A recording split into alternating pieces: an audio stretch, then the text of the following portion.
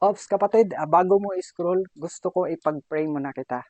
Okay? Father God, salamat Lord sa oras na to na iyong ibinigay. I pray sa kapatid ko na nasa kabilang screen.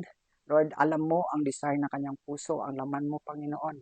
Alam mo ang nasa isip niya, O God, Lord. Kung siya man ay nahirapan, siya man ay mga prayers, may mga prayers sa kanyang puso, Lord, isupply mo, Panginoon, because you are our Jehovah Jireh, our supplier.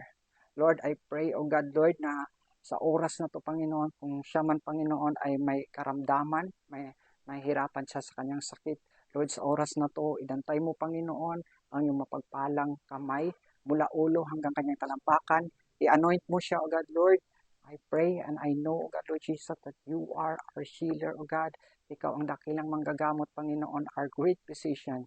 Kaya, Lord, sa oras na to, padaluyin mo ang kagalingan, O God, mula sa kanyang ulo hanggang talampakan. Walang imposible sa iyo, O Diyos. Salamat, Panginoon. Salamat sa oras na to. At lahat ng kanyang mga desire, lahat ng kanyang mga prayers, Lord, ay patuloy mong isupply, Panginoon. Lord, in the perfect time, you will supply all our needs dahil yan ang promise mo sa amin, O God, na you will supply all our needs according to your riches and glory.